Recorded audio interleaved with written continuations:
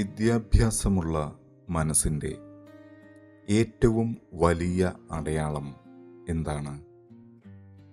Aristotle പറയുന്നു, ഒരു ആശയം അംഗീകരിക്കാതെ തന്നെ അതിനെ പരിഗണിക്കാൻ കഴിയുന്നതാണ് വിദ്യാഭ്യാസമുള്ള മനസ്സിൻ്റെ അടയാളം. നമ്മൾ കേൾക്കുന്ന എല്ലാ അഭിപ്രായങ്ങളോടും യോജിക്കണമെന്നില്ല, പക്ഷേ അത് കേൾക്കാനും മനസ്സിലാക്കാനും ചിന്തിക്കാനും പഠിക്കണം. അതിലാണ് യഥാർത്ഥ പക്വത. നിങ്ങളോട് യോജിക്കാത്ത ഒരാളുടെ വാക്കുകൾ ഇന്ന് ശാന്തമായി കേൾക്കാൻ ശ്രമിക്കൂ. ഒരുപക്ഷെ അത് ഒരു പുതിയ കാഴ്ചപ്പാട് നിങ്ങൾക്ക് സമ്മാനിച്ചേക്കാം.